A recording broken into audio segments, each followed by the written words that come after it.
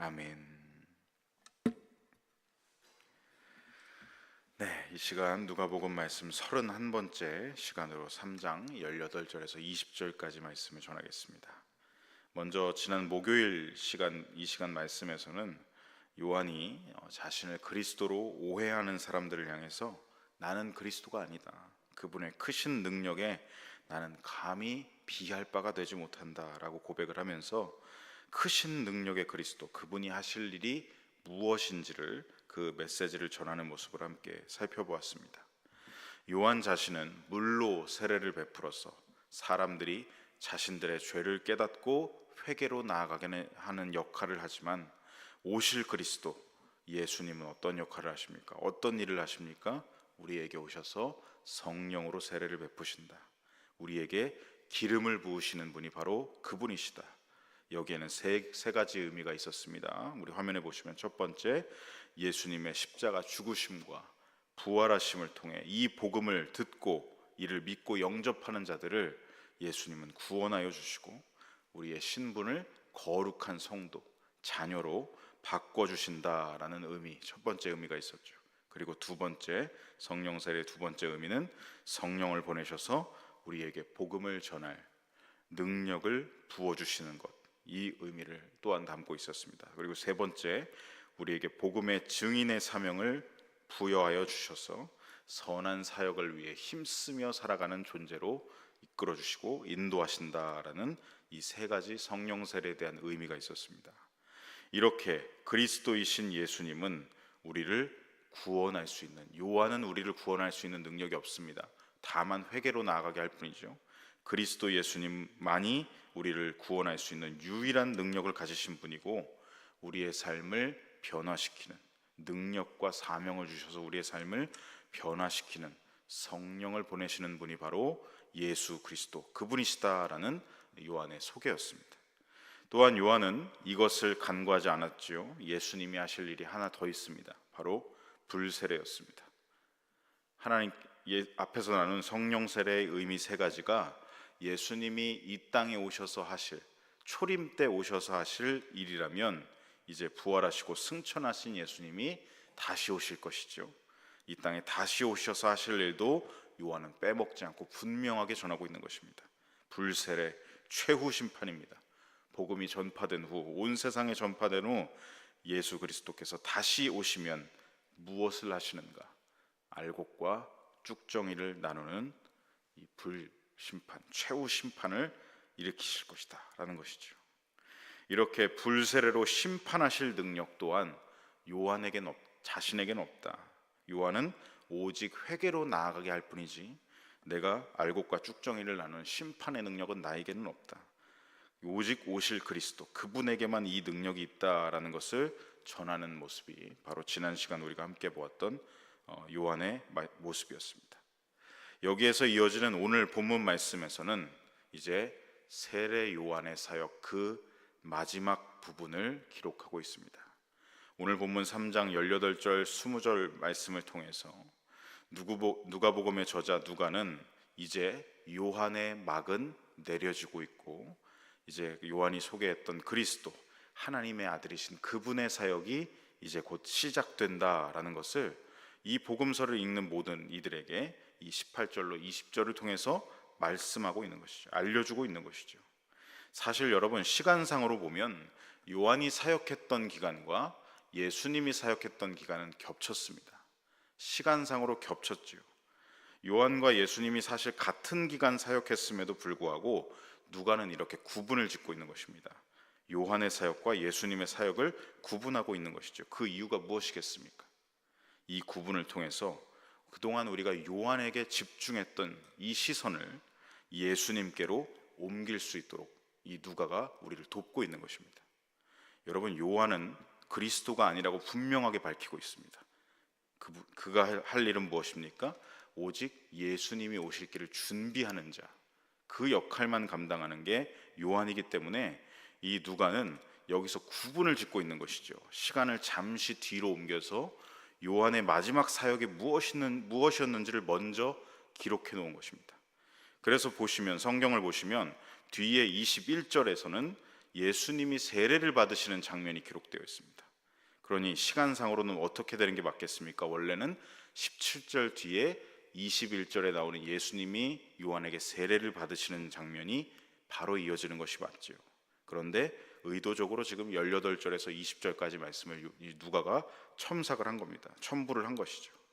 시간적으로는 이 일은 뒤에 일어난 일이지만 누가는 여기서 요한의 이야기를 끝맺고 이제 예수님의 이야기를 시작하고자 하는 것입니다. 그러면 오늘 본문에 나타난 이 요한의 마지막 사역은 어떠했는가? 그의 사역을 통해서, 그의 그 마지막 모습을 통해서 하나님께서 오늘 저와 여러분에게 어떠한 말씀, 메시지를 주시는지를 함께 살펴보도록 하겠습니다. 먼저 여러분 18절 말씀을 우리 다시 한번 화면을 통해 함께 읽어보겠습니다. 또 그 밖에 여러 가지로 권하여 백성에게 좋은 소식을 전하였으나. 세례 요한은 요단강 부근에서 계속 사역을 했습니다.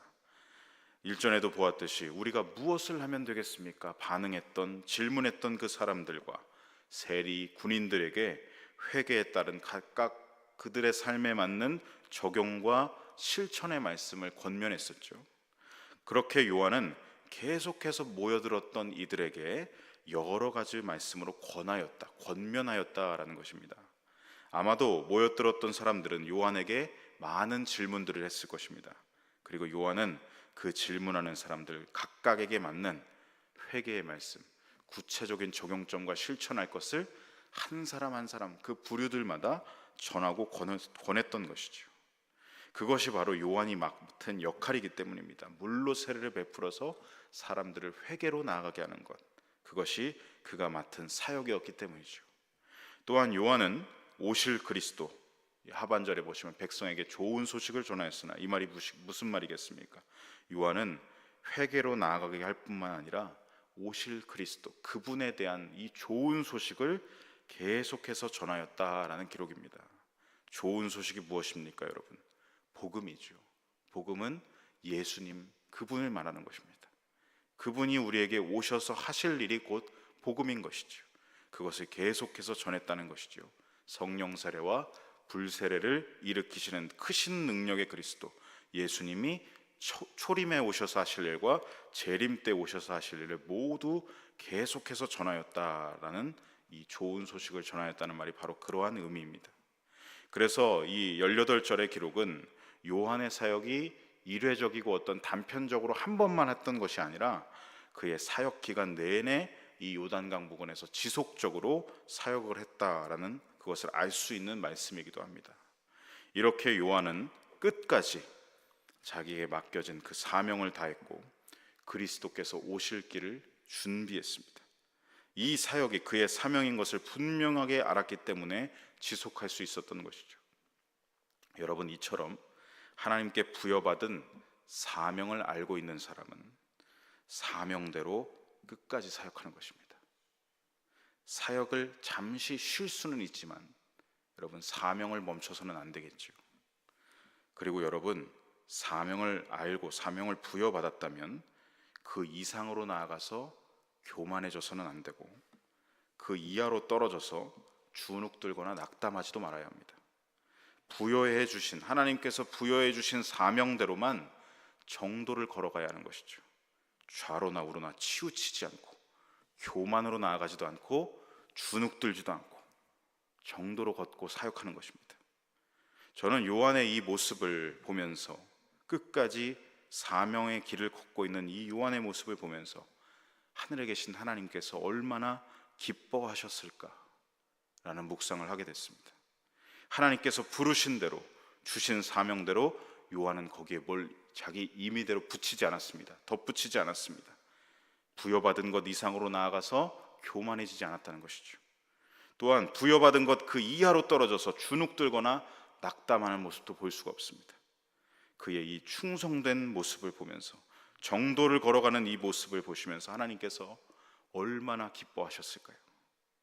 그러면서 하나님께서 저를 부르셨던, 저에게 부르심의 말씀을 주셨던 그때가 생각이 났습니다. 화면을 보시면 잠언 25장 13절 말씀 함께 우리 같이 읽어보겠습니다.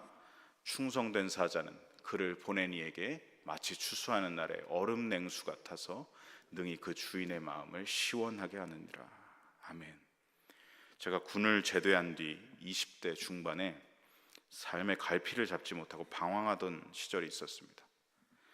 그냥 지금 다니고 있는 경영학과를 졸업해서 취업이나 해서 먹고 살아야 되겠다, 아주 쉽게 생각하면서 아무 비전도 없었고 아무 사명도 없었고 그냥 흘러가는 대로 살던 삶이었습니다. 그런 저를 하나님께서 불쌍히 여기셔서 하나님께서 선교관 학교, 이 선교관 학교 훈련을 받을 수 있도록 저를 그곳에 초대해 주셨습니다.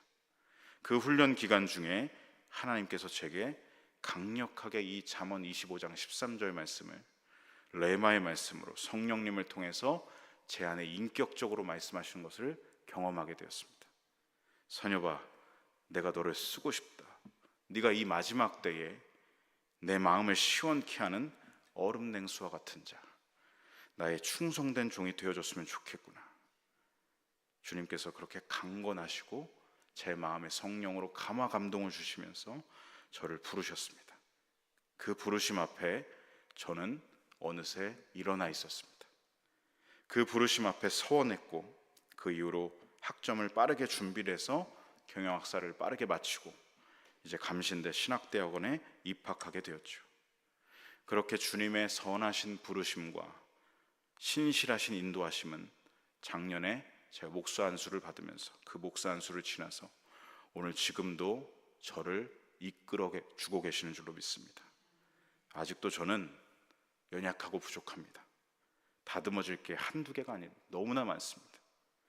때로는 제가 제 안에 이 다듬어지지 않은 모습 때문에 이렇게 사역을 하면서 이런 마음으로 어떻게 주님의 종으로 이 사역을 감당할 수 있을까? 스스로 좌절할 때가, 낙담할 때가 한두 번이 아닙니다. 그러나 그때마다 낙담하는 제 영혼을 일으키시는 분이 하나님이십니다. 위에서 부르신 그 부르심으로 저에게 말씀하십니다. 선여봐, 내가 널 지명하여 불렀다. 부르신 분이 하나님이시니 나를 다듬으시고 나를 빚어가시는 토기장이도 나의 하나님이십니다. 그렇게 고백하는 믿음으로 다시금 일어나고 또 일어나고 있습니다. 아직도 저는 여전히 부르신 그 말씀처럼 얼음 냉수와 같은 충성된 자는 아니지만, 지금 제 모습을 보면 여전히 그 모습은 아니지만 주께서 계속 다듬어 주시고 빚어가 주셔서 저를 충성된 종으로 나아가게 하실 줄로 믿습니다. 그렇게 믿음으로 살아가고 사역하고 있습니다. 그래서 저는 오늘 본문에 기록된 이 요한의 모습을 보면서 너무나 감동이 되는 것입니다.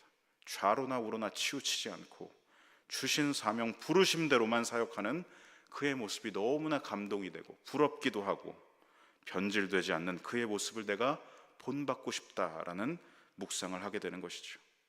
사랑하는 성도 여러분, 저와 여러분, 우리는 여전히 너무나 연약하고 부족합니다. 하지만 우리를 그리스도인으로 부르셨습니다. 우리를 먼저 된 자가 되게 하셨습니다.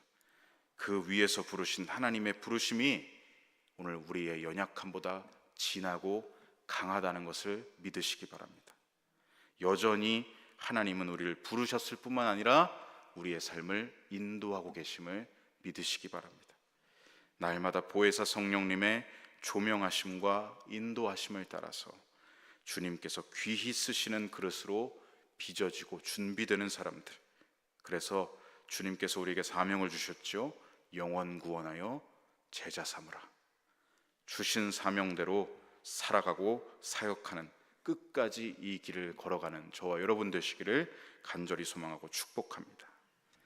요한은 그렇게 받은 사명대로 사람들에게 계속해서 회개의 말씀을 권면했고 이제 예수님이 오신다라는 좋은 소식을 전하며 사역했습니다. 그리고 그의 사역 말미에도 그는 끝까지 충성을 다하는 모습을 오늘 본문에서 볼 수가 있죠. 우리 19절 19절 말씀을 함께 읽어보겠습니다. 분봉왕 헤롯은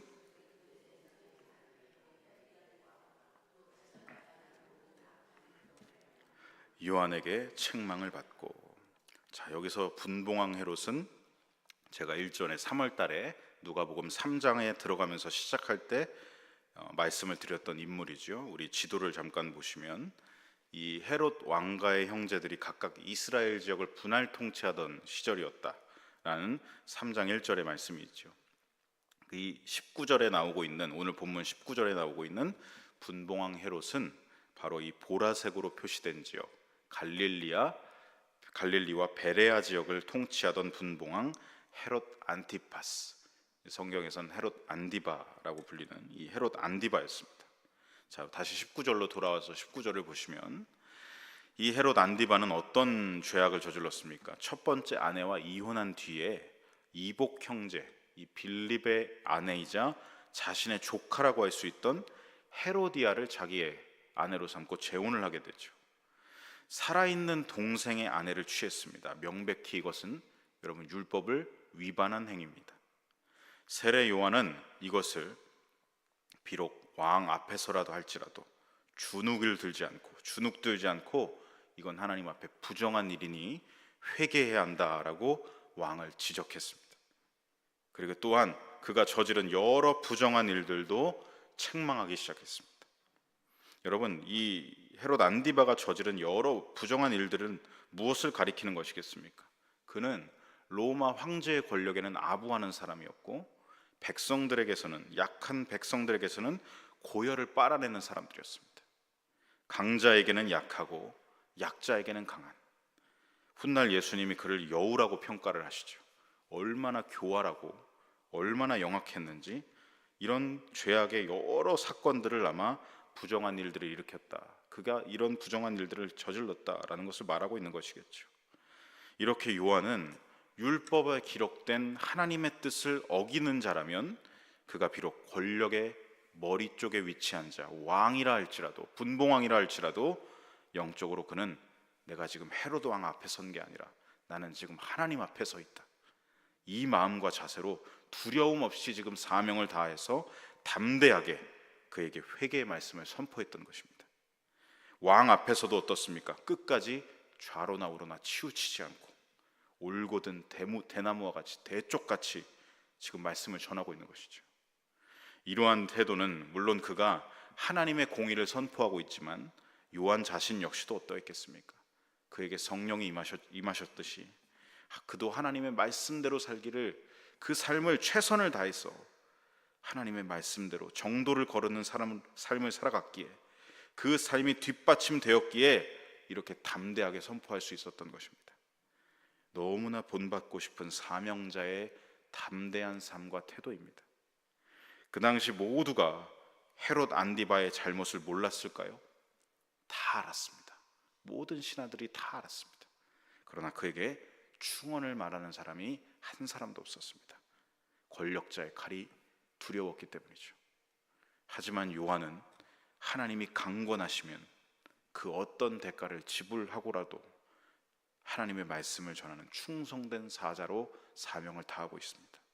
설령 자신의 목숨을 지불하고라도 왕이신 하나님의 뜻을 전하는 충성되고 담대한 사신으로 끝까지 나아갔던 것이죠. 저와 여러분 역시도 날마다 우리에게 말씀하시는 하나님의 강권하심을 따라서 사명자의 담대한 태도를 가져야 하고 좌로나 우로나 치우치지 않는 충성된 삶으로 나아가야 할 줄로 믿습니다. 결국 이 일로 말미암아서 20절에 보시면 이렇게 말하고 있습니다. 그 위에 한 가지 악을 더하여 요한을 옥에 가두니라. 요한은 이 일로 감옥에 갇히게 됩니다. 이에 대해서 성경이 말하고 있죠. 헤롯 안디바는 요한을 옥에 가둠으로써 어떻게 되었다고요? 자기의 죄악들 위에 한 가지 악을 더 얹었다라고 기록을 하고 있습니다. 헤롯이 다른 모든 죄악과 아울러 더불어 또 하나의 악을 지금 쌓고 있다. 하나님 앞에 진노의 잔을 하나 더 쌓고 있다는 것이죠. 회개로 나아가도록 하는 말씀의 권면 앞에서 만약 여러분 여기서 요한의 말씀, 전하는 말씀을 듣고 헤롯이 회개로 나아갔다면 죄악을 더 높이 쌓는 일은 벌어지지 않았을 것입니다. 그러나 그는 교만을 선택했습니다. 교만 위에 교만의 죄악을 한 칸 더 더욱 높이 쌓아 올렸습니다. 그래서 그에게는 요한이 전한 말씀이 좋은 소식이 될 수가 없었죠. 복음이신 예수님을 받아들일 준비는커녕 헤롯 안디바는 자기 마음을 기경하지 않았습니다. 계속해서 부패함으로 나아갔던 것이죠. 결국 여러분, 훗날 헤롯은 요한을 참수형으로 살해를 합니다. 요한을 가둔 죄악, 그 죄악을 지금 한 칸 올렸다. 여러분, 그 훗날 요한을 죽임으로써 어떻게 된 것이죠? 더 큰 죄악을 한 칸 더 올려서 마치 하나님 앞에 바벨탑을 쌓듯이 교만을 포기하지 않고 끝까지 교만으로 나아갔다는 것입니다. 여러분, 헤롯뿐만이 아니라 저와 여러분 역시도 날마다 우리에게 하나님의 말씀이 임할 때 저와 여러분도 결단해야 됩니다.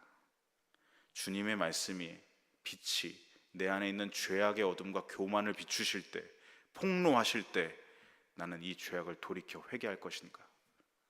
아니면 교만을 한 칸 더 쌓아 올릴 것인가?